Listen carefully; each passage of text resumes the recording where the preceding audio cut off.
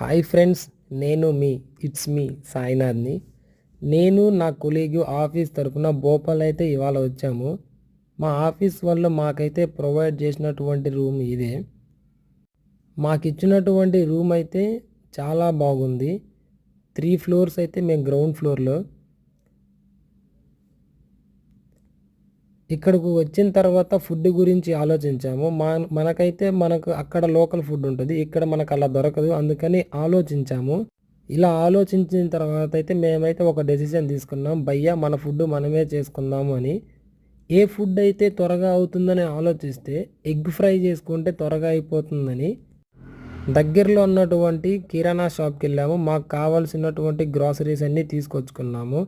తెచ్చిన తర్వాత ఇలా అయితే ఆనియన్స్ అన్నీ కట్ చేశాను.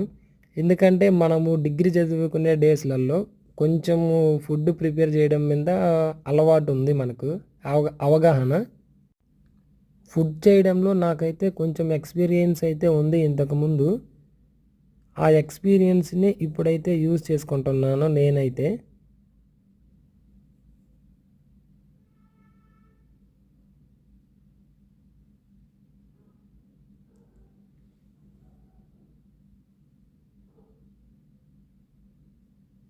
నాకైతే మా ఫ్రెండ్ కూడా అప్పుడప్పుడు వచ్చి కొన్ని సలహాలు ఇచ్చి వెళ్ళాడు. భయ్యా కొంచెం ఉప్పు తక్కువ, కారం ఎక్కువ అట్లా వేయమని చెప్పి.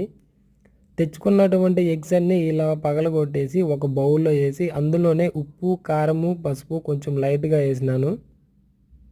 ఆఫ్టర్ లాంగ్ టైం 8 ఇయర్స్ తర్వాత చేస్తున్నాను కాబట్టి కొంచెం టెన్షన్గా చేశాను. మనం ఆఫీస్లో వర్క్ చేసిన తర్వాత ఇంటికి వెళ్ళి మళ్ళీ మన ఫుడ్ మనమే చేసుకొని తినాలంటే ఎంత కష్టంగా ఉంటుందో.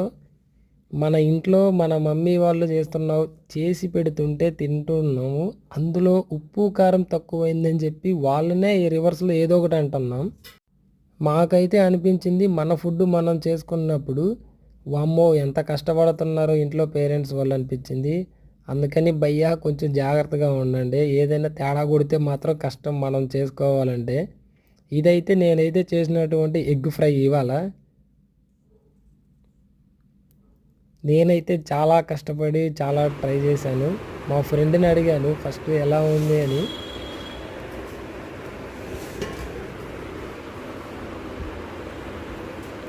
తిను కరెక్ట్ చెప్పు. నాతో పాటు మా ఫ్రెండ్ అయితే ఫస్ట్ టేస్ట్ చేసి బాగుందని చెప్పాడు. మ్యూజిక్ వింటూ ఎంజాయ్ చేస్తూ ఫస్ట్ డేని ఇలా అయితే అయిపించుకున్నాము. Thank you friends.